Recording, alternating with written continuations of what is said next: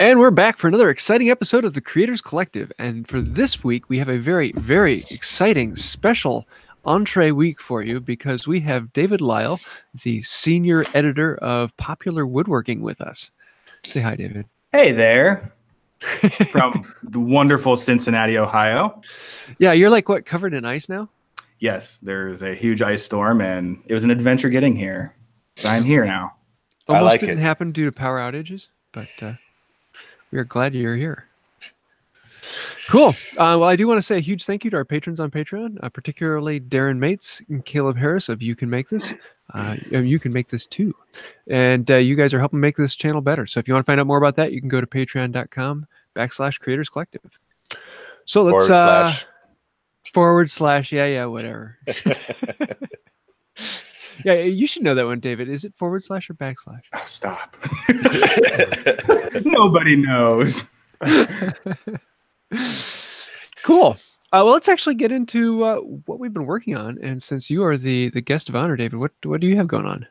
Hey, well, this morning, if I were to have power at my home shop, I would be starting a new Outfeed table.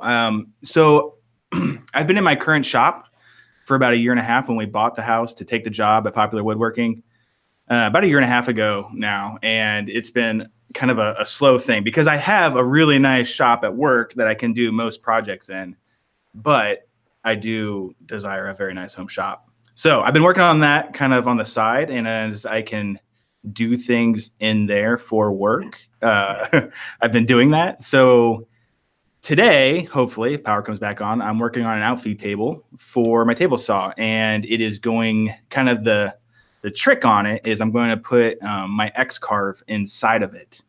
Okay. So there's going to be a shelf right under the top, and you need about, I'm thinking it's about 15 inches of clearance for the total Z height on the X-carve, but the top is going to flip up so that you can access it, and I'm not going to have one of the rails on the front side where the controls are facing so that you can really get in there. Because I played around with some ideas of like putting it on slides and bringing it out, but I need a safe build because I need to write about this and it needs to happen quickly. Yeah, so let's try to take some variables out. So let's back up a little bit and let's kind of talk about you, David. Kind of give us your background and kind of how you got hooked up with Popular Woodworking, what that looks like. What do you do? What do you do, David? No. So you said you've been in your shop about a year and a half. You take the job. Start there. Where were you before Popular Woodworking? So I was a preacher. I was a United Methodist pastor in Cincinnati, fully ordained in the United Methodist tradition, and doing that. But I also have an engineering background, and I grew up in a machine shop. And so my dad ran a shop that built automation equipment, and so like robotic cells and that sort of thing, everything from design to making that thing. So I grew up with and he started this company, so a very entrepreneurial spirit, and I liked building things, and nothing was off the table with him. And so I was welding when I was 12 and running Bridgeports and lathes and all that kind of stuff. That was just part of the DNA. So I went to Ohio University, got an engineering degree, industrial technology and business. Then I went straight to seminary and became a preacher. But I think I always had an itch that was not scratched by the ministry. So while I was a pastor, I got heavily into woodworking. It was a little more accessible than trying to start up, a metal shop in my garage. And really just fell in love with it. So I did that for a while until I couldn't balance the two anymore. And so I started looking for jobs. And while I was looking for jobs, I discovered that Popular Woodworking was in Cincinnati, where I was already living.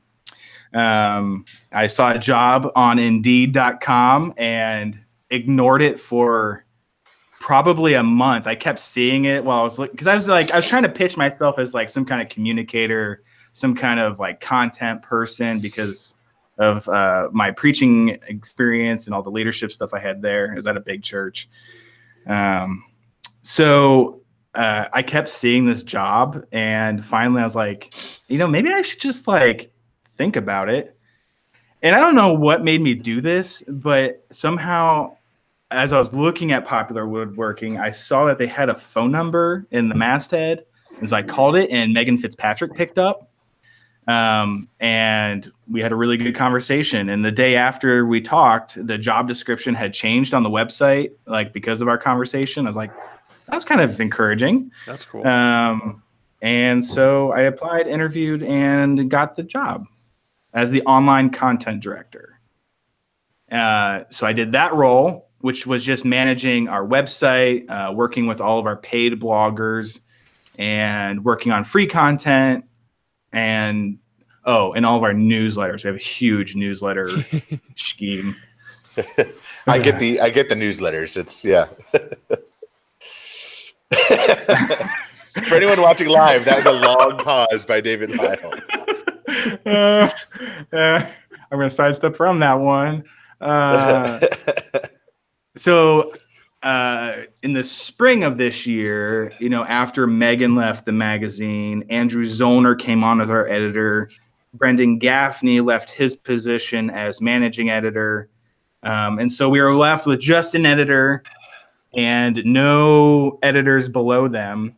And that went on for, we had we did a nationwide search for like almost a month, probably a month plus, and didn't have any applications that we were really wanting to pursue. So I think at like 9:30 one evening, I texted Andrew and said, what if I stepped up to senior editor and we found someone else to run online stuff? And he says, cool. And he talked to our publisher and she said, cool. And then I became the senior editor. Wow. How long ago was that? And that was springtime. So I think I officially changed positions in like May. And then our publisher changed, which is like the person at the top of the magazine who oversees like a lot of the business things. So like my transition into doing all the print stuff that I'm doing now was slow. Duties were being reassigned, and I had to train other people on all our newsletter stuff and web stuff. Oh, and we got a new website in the middle of this. So like that threw another wrench into where like I was trying to train somebody on how I did all the things on our website, and then we got a new website. So it's like, it's been nuts, like 6 months of change and transition and finding new normals and new procedures. And there's no documentation for all the new things we're doing yet.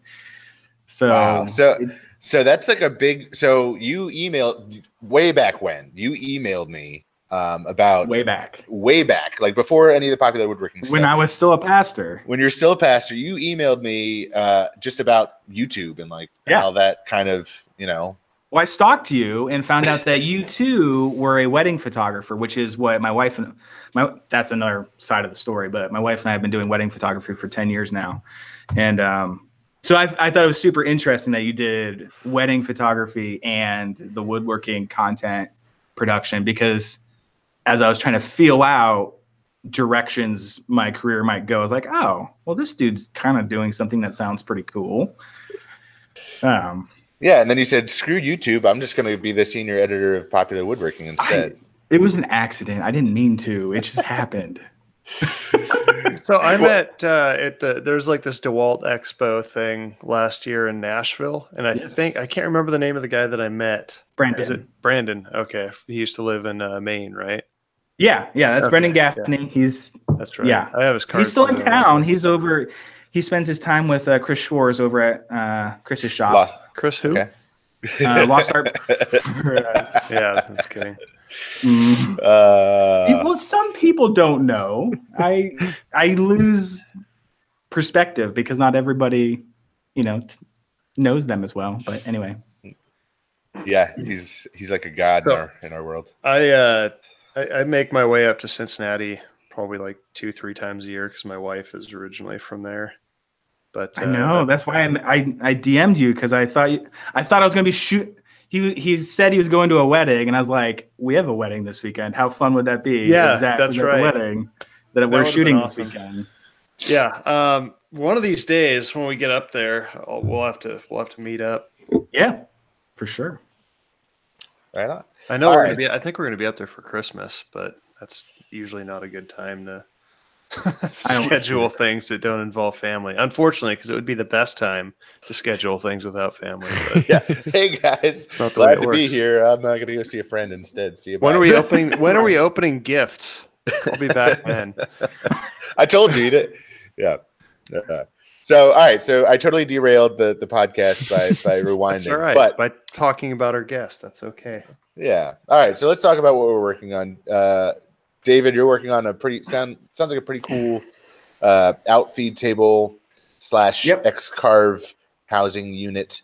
One question for you: what kind of bike do you use to power your CNC? I've been looking into that. I wish it was bike powered because we have no power today. Yeah. So all right. So James, what are you working on? I'm actually, well, let's see. I did a video on carving a small heart, so like a 2-inch tall little 3-dimensional heart that I give to my wife just for a keepsake thing. It's a fun little video. Did a couple of videos on sharpening gouges. Had a lot of questions about that. How do you do that without, a grinder and profiler and all those specific angle finders? And then, of course, the last video on the table. That was well received, so that thing is finally in place and being enjoyed by the family. So I'm having a lot of fun with that.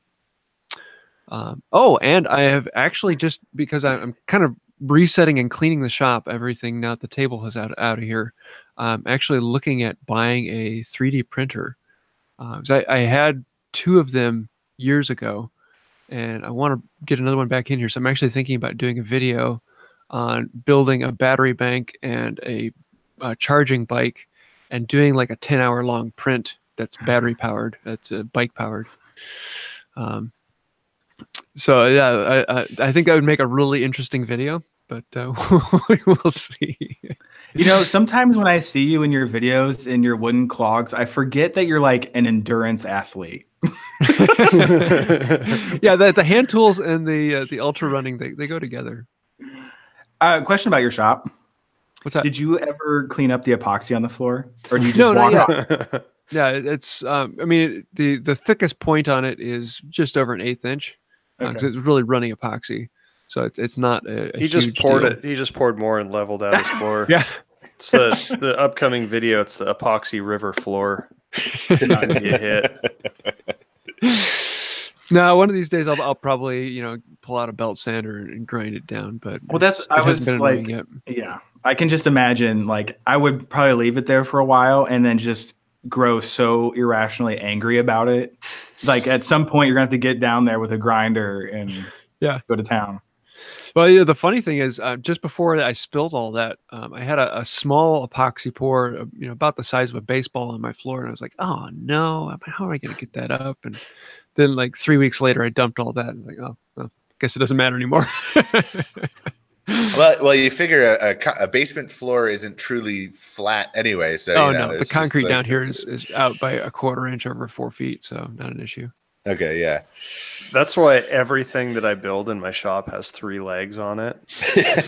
Like, I just don't mess around with it. Like, that is, like, it's the worst pet peeve to have, and I have it bad. Like, anything that wobbles in my shop will just drive me nuts. And there's my floor is not level. Yeah, I love that 3-leg bench you've got. Which one? Yeah. Oh, your woodworking bench. Yeah. Well, that's heavy enough to where it doesn't matter. His dog. Speaking of which, what you got going on? Huh? Me? Yeah. I was laughing at David's joke that nobody else heard. So I just got back from helping out at the blacksmithing class that Rory May, the Dirty Smith, put on up at Jimmy Diresta's place last weekend. It sounded sweet. It was pretty awesome. Things are really starting to come together. So I think this is like the second class that he's done up there. And like, I've been up to Jimmy's before, and he has, like, this is the first time I've seen his new shop. I'm sure you guys have seen it. It's like 45 by 65 or something like that. It's huge. And it's just got the perfect venue to host stuff like this. So I think he originally intended on having like 10 people for the class, but took 15 in, like students. And fortunately, there was a handful of us up there that knew enough to, kind of help other people along. So, but the venue is perfect. I mean, his house is built in like the 1700s. And so I think there's 11 bedrooms in it. Wow. It's one of those old New England, houses. I feel like every house up there, like there's definitely like a style, and they're all creepy. It's super cool. But anyway, so yeah, it was a great venue, a great time. I really, truly couldn't believe how far these people who've, I think like 14 out of 15 students had never done any forging before. And the stuff they were turning out by the end of day 3 was pretty amazing. Because I mean, I learned on my own, and the stuff they were doing by day 3 probably would have taken me a month, with no instruction. So it was pretty incredible. And there's definitely, I think he's talking about doing 10 classes this coming year. They're not all going to be forging classes. There's going to be kind of a variety of courses up there. And I think my buddy Cliff and possibly John are going to be teaching some tool making classes up there, forging. So yeah, so that was pretty much what I've been up to the past week. It was a great time. So the networking was good, and it was nice to get a taste of cooler weather for a few days. Yeah, what was the weather around there? At the 30s? Yeah, it was just above freezing. Nice. So, and I mean, in the shop when we had the forges going and we were working, it was fine. Yeah. So cool. It's pretty much what I've been up to the past week. I've been out of town most of it, but yeah. Sweet. Right. What you got, Will? Well, I haven't had a whole lot of shop time lately. We've got some health stuff going on in my family, so a lot of doctors and stuff. But what am I working on? When I do get shop time, I'm finally trying to button up this cherry dresser, this shaker dresser that I'm making for a client, which features sliding dovetail framework, curly cherry side panels. They're going to have half blind dovetail stretchers, and yeah, just a lot of dovetails. I think I'm going to do like a video dovetails 5 ways or something. But I'm really happy with this, how this dresser's turning out. The dovetails turned out like just super, just like I'm pretty proud of it. Put a little Instagram banger video out on it, and yeah, trying to design some projects in my head, try to get them on paper. But other than that, I've been a little distracted. But that's life, right? So Totally. Sometimes you get what you want, and sometimes you don't. That's right. And you just roll with it. So that's what I've been working on right now. Cool. So I actually have a question for David. Yes. So, because I feel like Q&A was coming up, so I'm just going to jump right in. Yeah. So let me pull up my question just as reference. Okay, so we all take notes from designs in the past, famous designers that all have a certain style, Green and Green, Krenov, Maloof. With the current technology of all this information sharing almost instantly, and being the editor of Popular Woodworking, do you see modern trends that could be featured as prominently as the older designers today? So to kind of I'm tracking. Okay, all right, cool. I'm tracking. I think about this a lot. Okay, and so I know you can't put River Table in Popular Woodworking because now it's trademarked or whatever. But yes, so if you did a Limbert inspired coffee table or something like that, are there any modern designers, kind of modern furniture movements that you're tracking as senior editor of Popular Woodworking? We're in a funny position because one of those movements is one of our, now former contributing editors, Chris Schwarz. Yeah. Like, to me, he is one of, like, him and Pekovich, you know, the things that they're doing might be some of the last generational styles, like the anarchist design book. And from there, like, I think that will endure and be a transition point for the woodworking community in the States and the world. I like Chris. Me too. Like, I think, you know, like, that is like a life-changing book for many people, not only discovering the craft, but rediscovering the craft. Because, you know, there's only so many things that can be written about green and green, and, you know, some of the shaker stuff. I mean, and those were, so to answer your question, I don't know how many things are going to be able to recorded, you know, in a meaningful way. I did just get an advanced copy of Asa Christiana's new book, Handmade, I think. But basically it captures a lot of what's going on in the maker community. Everything from like concrete to epoxy to like other kinds of easy projects, like cardboard projects and lots of different things.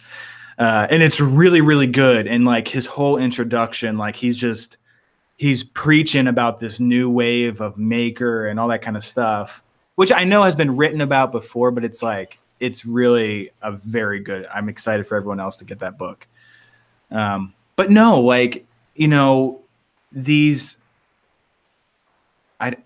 I think the closest thing might be IKEA, because the way that these other styles I love that little bit of like Sadness. just the tone of your voice when you said that. I'm not. Such... I am less against IKEA than some of my coworkers and contributing editors, but well, you know what? I'll give them like they're very good at picking out catchy designs, like, you know, a lot of like Scandinavian, you know, influence and stuff. Although, you know, the construction, obviously they have to make compromises when it comes to, you know, quality and quality control and materials and stuff. But I would push back on that. Okay. I mean, because, could be wrong. You know, I think what people don't give them credit for is scale. Like, if you're putting out so much furniture that actually works when it gets to the client, like, there's something to be said about the quality of your stuff. Like, I think it's, you know, people. Yeah, no, I'm not saying it's bad. You know, certainly for the price, it's yeah, you know, worth it. But it's not. You know, I would hesitate to say that it's going to be an heirloom piece that, you know, like an old oak dining room table. It's going to be around for 300 years. You know, if it's taken care of. Okay, so I'm proud to say I've never walked into an IKEA. You should. I've heard it's overwhelming. But okay, so backtracking to, like, you mentioned Chris Schwarz and Mike Pekovich, and I talk about Pekovich a lot on this show. People are probably sick of hearing the name Pekovich. But what I feel like Pekovich is paying homage to, you know, to past styles. Like, sure. You know, he's very arts and crafts with a Japanese twist on it. Like, you know, so an arts and crafts piece with Komiko panels, you know, in it. But I mean, do you ever think you could, and he's from a rival magazine. I mean, so that's kind of, you know, I don't know if there's bad blood there or not, or if it's like, hey, like, not on our side. Okay. But so, I mean, like, could you ever do like a Pekovich inspired build in Popular Woodworking? I mean, is that? I mean, I don't think we would, you know, if someone came to us and said, we have this build, and like, at this point, you're right. He has a bit of ownership of the style, like, where it's like, you know, the proud dovetails and like some of these arts and crafts, like, themes, you know, so some people are going to just associate that, you know, but no, I mean, I don't see any huge problem with that. Okay. Follow-up question. Sorry, I'm totally taking this podcast over. Follow-up question. Do you feel at Popular Woodworking you have to pander to a certain audience of, like, is there ever, you know, that's going to be too complicated to put in the magazine, so we can't do that? That's something that we consider in every issue. Is every issue of the magazine, we try to have a degree of spectrum in skill levels. So in one issue, when you might have, a piece that has tons of hand cut dovetails and some other techniques that are relatively more difficult, I mean, there's also going to be a simple build. And so, I'm staring at the December issue that just came out, and it has my dovetailed tool case, but it also has like these really cool sliding doors that Asa Christiana just made. And it also has Clark Kellogg's sculpted table, which I shouldn't pull it out because people are just listening. But it includes like offset turning and a lot of hand shaping on this table with the aprons, and they go into a round leg, and it's just like it's super cool. But it's definitely not like a beginner project. So in my mind, a magazine has to have a degree of aspiration where like we are bringing you content that really you're probably not going to see as much on YouTube or social unless you're following these makers specifically on Instagram and they're like showing you bits of it. And it's going to be written in a really, there's going to be high quality, written stuff to go with it. So yeah, I mean, you got to have a little bit of all of it. I mean, because you don't want like a magazine that is giving you projects that you pretty much have already done. And so with Andrew and I kind of leading the magazine now, we've already had people email us to tell us, hey, your project's like, okay, I'm thinking of an email I got last night that said, cancel my subscription because the projects are too easy. Like, so it's already like, and we've only dialed it back like the tiniest bit, and it's not that much has changed. It's, some people are just very tied to previous editors and whatnot. So, yes. Okay. All right. I'll back the screws off a little bit. I'll let somebody else talk. We had a comment in the chat that said, from Hand Plane Pastor, Pekovic is to Will what Portland is to Zack. Sounds about right. Yeah, I just had to throw that one in there. Well, we do have a question from the chat. It's from Make Brooklyn. Here's a question. What all the popwood stuff, the popwood stuff, how much shop time do you get for yourself? Wow. That is a current and active conversation in our office. Our staff we've lost 2 staff positions in the last 2 years. So our staff is smaller than it used to be. In the heyday, when woodworking was like publications were huge, like there were like 4 editors that were just basically making stuff and writing about it. And so there's tons of staff content. Right now we're kind of in this place where we want to balance having contributors and our editors. So like, I think in some people's mind, my job would be to work directly with freelancers and just do that, edit their photos, like help them write their article and that sort of thing, kind of intake the content. I took this job in part because I wanted to build stuff. Like, I mean, I'm a woodworker. I love woodworking. That was part of the gig when I started. So we're still really trying to do at least one editor project in each magazine. And because we can have ultimate control over the photos in it. Our magazine's a little different than like Fine Woodworking, where they send an editor with the whole photo kit to the woodworker's shop. In our world, the woodworker does everything, which is like I'm sure would make people at Fine Woodworking go crazy. But so basically we have woodworkers who might not know how to use an SLR very well, write the article and send us the pictures, and then we work with that. And so that's where like my photo editing skills have really shown in recent months. I have I have been assigned like 2 days to build this Outfeed table. So hopefully I can do that. I might probably take a third just because it's probably going to be on the cover. So I want it to look good. So yeah, things are definitely on a timeline. Does that make you take shortcuts or choose maybe a quicker, easier joint or?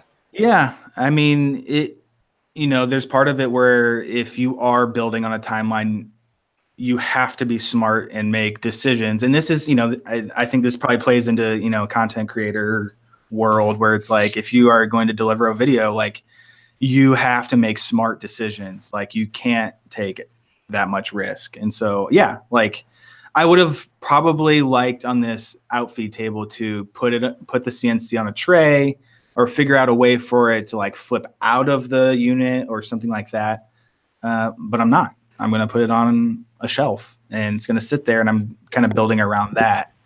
And that's just, and I think if you're like a production furniture maker too, like you have to make decisions that allow you to deliver when the client wants their piece of furniture delivered. Sure. So I think we kind of like danced around it earlier, but like, how do you guys, do you guys have any like means of trying to stay on top of like in front of trends, I guess? Or like, how do you even think about that? Do you even think about like what's kind of popular or what's going to be popular or that's in your name. Well, which is why Andrew and I have, felt like we had the liberty to do more projects that are popular. So like in the November issue, I introduced welding for the very first time to the magazine. Like that's awesome. That's not been done before, but to me, like if there are all of these furniture makers making slab tables with metal bases, let's talk about it because it's happening and let's at least give them good instruction. Yeah. I mean, and I think one of the things that's happening, it'd be hard to argue otherwise. I mean, I think that traditionally or like in the past, you have like woodworkers, you have fabricators, you have blacksmiths, you have leather workers, and it's like they stay in their own domain and never talk. And if you need something, you do your half and you go find somebody to do the other half. And I feel like part of what is like making and defining this like maker scene is that people are going, you know what, I bet I could do that. And they're dabbling, like those things are starting to blend. You're starting to get more like hybrid makers, people that are really. And for me, that's always been like the most exciting part is jumping around and like combining all these skills and learning stuff. A new talent. Yeah, and I think that it's a matter. It's happening. It's not even a matter of time. It is definitely something that everybody's doing, or not everybody, but it's a thing. So I think that's neat that you're branching out and kind of because it was I think it was over a year ago when Brandon and I were talking. He was like, yeah, you should come up with some way to like combine, metal into woodworking, and we do an article or something. And I've just been so busy, but I think that's super cool that you guys are figuring out how to combine that. We are always accepting pitches. So if you have an idea for content, you should send me an email because it could get serious very quickly. You are going to get so many emails. No, not necessarily for me, but I bet all of our podcast listeners are going to put my personal email on every single Popwood playback video, and how few emails I get is remarkable. But you've never been on the Creators Collective podcast. Yeah, yeah. Prepare yourself. Yeah. So do you ever go and tap people on the shoulder, or is it just people who submitted you? We try to tap, because if somebody is out there making awesome furniture and being a woodworker, they're not necessarily always thinking about writing about it. So yes, Instagram is where people are these days. And so we do lots of DMing. I've done lots and lots and lots of DMing. I've never been DM'd. That sounds wrong. It has not gone down in the DM yet. Okay. But yeah, no, so that's where we reach out.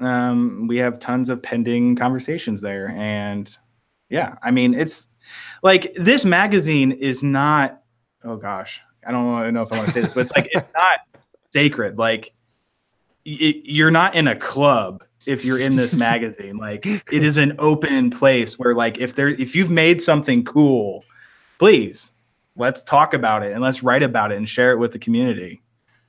So that's my opinion. Yeah. Cool. Well, we're going to skip the what's the word? Creators Photo Challenge this week because we need to come up with a new one. We'll do that next week. You know what?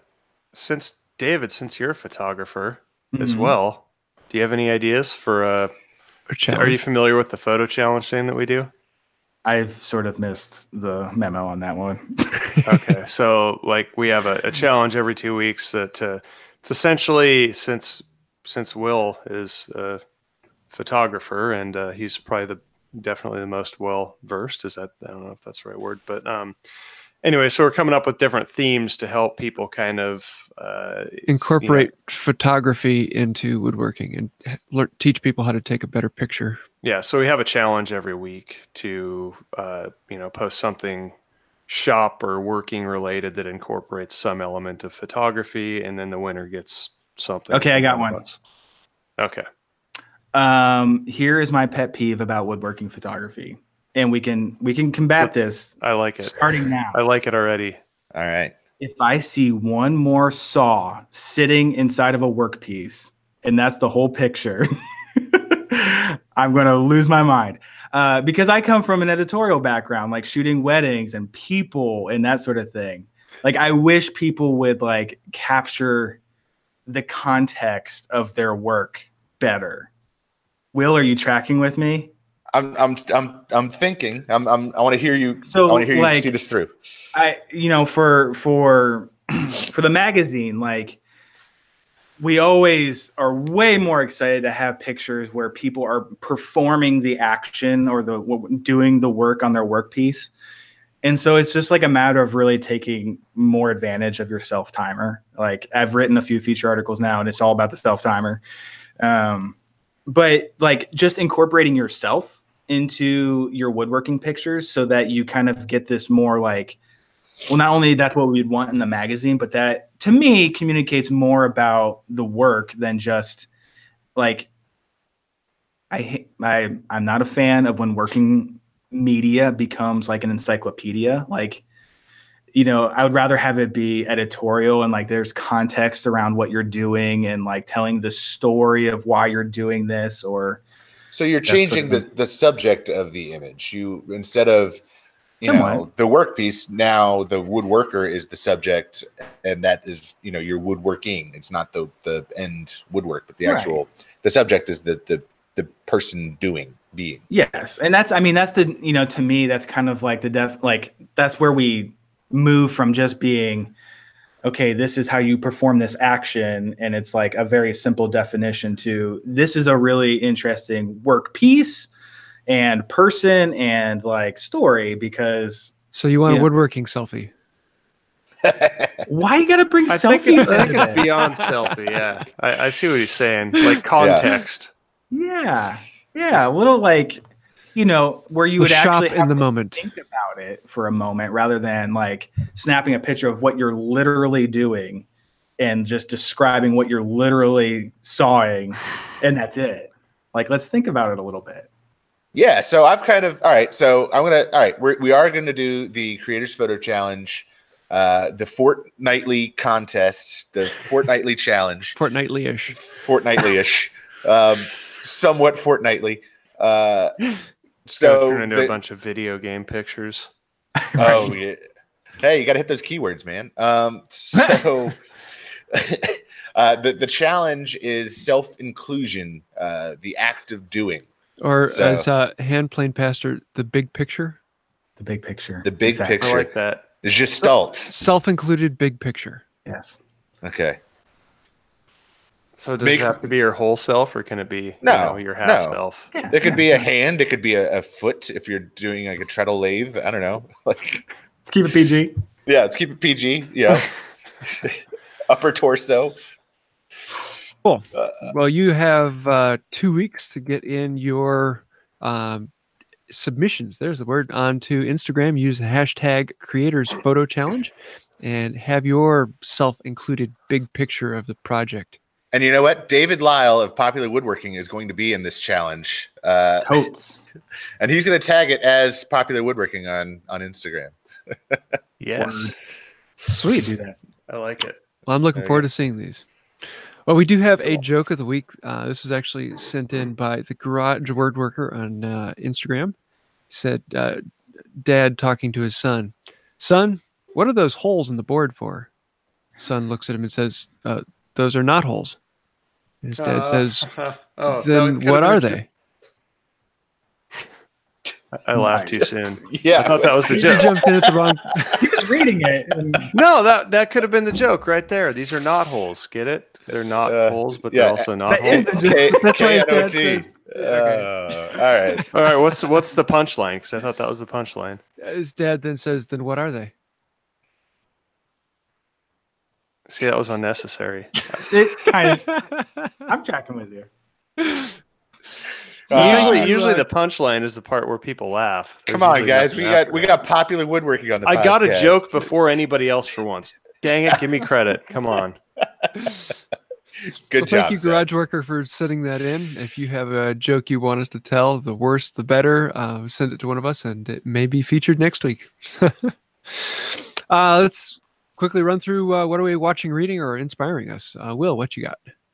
I got nothing, guys. I haven't been watching, reading much of anything. Sorry, I'm totally, I've been reading Popular Woodworking. Actually, I've been reading a lot of Popular Woodworking. Very Sweet. good. What about you, David? I am just overly stoked about Mike Dunbar of the Windsor Institute. He's putting out a course on YouTube on Windsor chair building, and he is like one of the authorities on the subject, and he's giving it away on YouTube. He's retired, and so basically he's encapsulating the work that he has taught for decades into this YouTube series, and it only has like 400 subs to it right now. It's very important work that he's doing. It's like capturing it for like ever. And we've worked with him before in the magazine. We have a couple resources from him and a couple premium videos and articles and stuff. But this is free. He's putting it on his channel. It's funny. I'm friends with him on LinkedIn too, and he's asking everyone to share it because he does hope that it gets sponsored at some point. Which this is like, it's funny to hear him talk about that, but. You should definitely go check it out. I will give you the link if we can't find it. Is it the Windsor Chair Institute? Yes. Cool. I'll throw that I think he's out. on part like 5 now or something. Cool. Check that out. Zach, what's inspiring you right now? So it's not inspiring, but I've been laughing a lot. There's a Instagram account called OSHA Is This Okay? Yes. I don't know. I don't think it ever gets gory or anything, but it's equal parts cringy and hilarious. The dumb things people do. It's pretty funny. There's some good stuff. So I'm definitely going to check that out. Oh, it's hilarious. All right, James, how about you? I actually, just before we got on this, I watched the video, the newest Piano Guys video. I don't know if you guys watch Piano Guys music group, piano and cello. And anytime they put one out, it's some of the beautiful music. I love it. But they just put out one that's A Million Dreams from The Greatest Showman, and absolute chills all the way through it.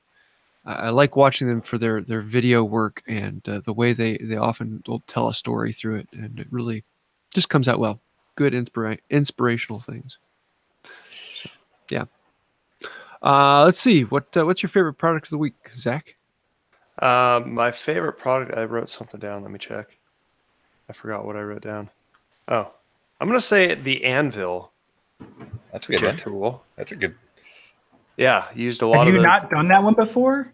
I don't know. I can't, like, we've done 104 episodes, so like there's bound to be some repeats. And like I use the same tools often, so but I used a lot of anvils a lot this weekend, and I don't know, you get like this fondness, and I can just totally see myself. I have 2 right now, and I'm sure I'm soon to have 3 because I'm going to build.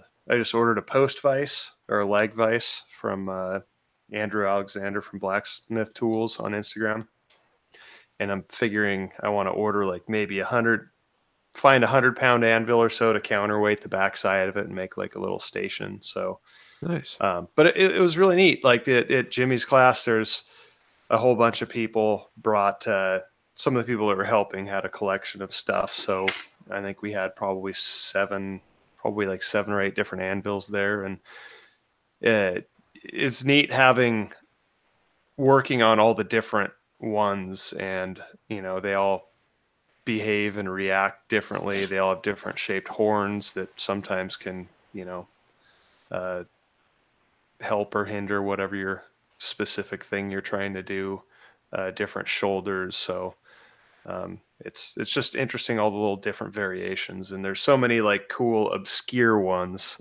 They have like chain makers anvils, and all these weird crazy anvils that are just neat. So yeah, I have a question Sure. about that. Is there a right way to say anvil? You said anvil, and I usually say anvil. It's like Louisville. Yeah, I have no idea. I think it probably just depends on where you're from. So you said it so eloquently. I just liked it. Usually I butcher things like color. Apparently I can't say color correctly. Keller theory. Yeah. Yeah. I don't know. Cool. So Anvils are cool, and they're expensive. So keep that in mind. My favorite tool of the week is the 1/2-inch dovetail bit for the router. I used it to cut some sliding dovetails in this casework, and it was quite enjoyable. What degree? It's an 8. It's a 1 and 8. So or 8 and 1, however you say that ratio. I don't know what that equates to in degrees. Does anybody know off the top of their head? James? About that much. David, do you know what a 1 and 8 angle is? I mean, it would be 8 degrees. Is it? I think that's how that works. No. Someone correct me. 1 and 8 is somewhere around like 15 degrees. Don't. That sounds like something you could figure out with a roofing square. Yeah. Probably. Yeah. Like a ceiling pitch. Go 8. But Jordan, do you have a speed square in here anywhere? Cool. What about you, David? What you got? I'm hip to the track saws lately. Have degrees on We have a Makita track saw, the cordless one, in the shop, and it's just magical. Like, if you haven't used a track saw much and haven't, like, once you learn that you don't need to have a giant table saw for breaking down sheet goods, it's just wonderful. Yeah. So I've been thoroughly enjoying that. The cuts are so clean. I think I'm going to sell my 6-inch joiner at home, which I don't have room for in my one-car shop, and get a track saw, because you can do a fairly decent square edge with it on small stock, and with a 6-inch joiner, you're not jointing anything huge anyway. It's mostly edge jointing. Yeah. So I'm kind of playing with that idea because I want to get rid of stuff in my shop. I've got like the really nice new DeWalt track saw, and I don't have any track for it. There you go. You're gonna have to spend like $300 more. Yeah, and like it's been sitting in the box for like 4 months because I can't use it. And like every time I check Amazon, like they're sold out of the track separately. So yeah, watch those Amazon warehouse deals, man. I'm not even familiar with that. Amazon warehouse. It's like all their scratch and dent stuff. Like, so the box might have a hole in it or something. My God, I think you just cost me thousands of dollars. I am right No, now. I saved you thousands of dollars. No, because I wasn't going to buy anything. But if it's a good deal, Yeah. All right, a 1 and 8 dovetail is like 12 degrees. 12. Oh man. I pulled out the speed square. Amazon warehouse deals. Oh my God, this is dangerous. Uh-oh, we won't hear from Zach for another week and a half. No. I buy everything from there, and it's always perfect. I've never had an issue. I'm looking at things that I have no business looking at, like waffle makers. I'm like, man, I could use a waffle maker. It's a good deal. Well, on that note, I have to shout out to the DMT wave plate. So, the diamond plates that you think of are flat. Well, what happens when you want to sharpen a gouge and you want to do the inside of the gouge or the outside? They actually have this wave that has progressive angle, so you can do any circumference along the length of the wave. And it comes in fine and extra fine. But I've been using them a lot as I've been cleaning up my mother's carving gouges.